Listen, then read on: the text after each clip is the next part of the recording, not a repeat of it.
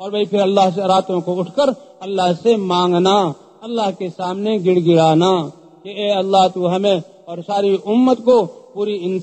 انسانیت کو اے اللہ تو ہدایت عطا فرما، اور پوری امت کو حضور صلی اللہ علیہ وسلم والی محنت کے لیے قبول فرما، اور ہم سب کو حضور صلی اللہ علیہ وسلم کے طریقے پر محنت کرنے والا بنا دے۔ تو فرمائیں گے نا بھائی انشاءاللہ، اس کے لیے کہتے ہیں بھی ہم اپنے آپ کو سارے عالم کا ذمہ دار، سارے عالم کی نیت کریں اور سارے عالم کے لیے ہم فکر کریں اور سارے عالم کے لیے دعا کریں۔ اللہ نے 3 قوتیں انسان کو ایسی دی ہیں، ان 3 قوتوں کے ذریعے سارے عالم کا ثواب لے سکتا ہے، ان 3 قوتوں کے ذریعے سارے عالم پر اپنی محنت کا اثر پہنچا سکتا ہے۔ سب سے پہلی قوت نیت کی ہے کہ ہم کون ہیں، ہم تو سارے عالم کے لیے ہیں، ہم حضور صلی اللہ علیہ وسلم کے امتی ہیں، سارے عالم کی انسانیت کی ذمہ داری ختم نبوت کی وجہ سے اور نیابت نبوت کی وجہ سے ہماری ذمہ داری ہے، تو پورے عالم کی نیت کر لی ہے انشاءاللہ۔ اور دوسرا بھائی فکر کے ذریعے کہ ہر وقت اے اللہ تیرا یہ دین اور تیری رضا والی محنت سارے عالم میں کیسے زندہ ہو جائے، اس کے لیے فکر فرمانا۔ جو فکر کرے گا اللہ اس کام کے لیے اس کو قبول فرمائیں گے، اس کام کی باریکیاں اس پر کھولیں گے۔ اور تیسرے بھی سارے عالم کے لیے دعا کرنا،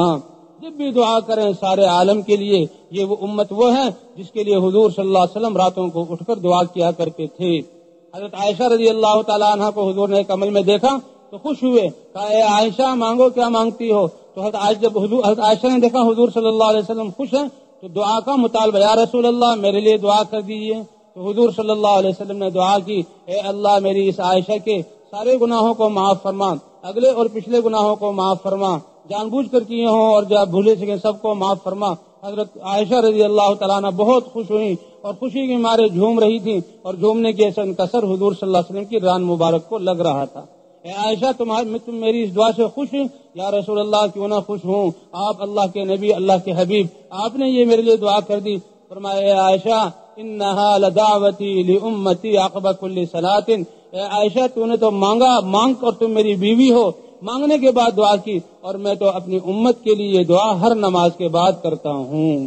ہر نماز کے بعد کرتا ہوں۔ علماء فرماتے ہیں اگر نماز سے مراد فرض نماز ہے تو حضور صلی اللہ علیہ وسلم 5 نمازوں کے بعد امت کے لیے دعا کر رہے ہیں، اور اگر اس نماز سے مراد فرض اور نفل ہیں تو پھر تو حضور صلی اللہ علیہ وسلم کتنے نفل پڑھتے تھے، کتنی آپ کی سنتیں ہیں، اور 5 فرائض تو روزانہ کتنی دعا کرتے تھے۔ تو ہم بھی حضور صلی اللہ علیہ وسلم کی اتباع میں پوری امت کے لیے اور پوری انسانیت کے لیے دعا کریں، تو دعا کریں گے نا انشاءاللہ۔ تو ہاں اپنے آپ کو پورا عالم کا ذمہ دار سمجھتے ہوئے ہم نے آئندہ کی زندگی گزارنی ہے، اور جو زندگی اس سے غفلت میں گزری ہے اس سے توبہ اور استغفار کرنا ہے۔ اللہ تعالی ہماری پچھلی کمی کوتاہیوں کو معاف فرمائے، اور اللہ تعالی آئندہ کی زندگی حضور صلی اللہ علیہ وسلم کی محنت کو اپنی زندگی کا مقصد بنا کر اور اس محنت کو حضور کے طریقے پر کرنے کی توفیق عطا فرمائے، اور اللہ ہماری اس محنت کو سارے عالم میں ہدایت کے اترنے کا ذریعہ بنا دے۔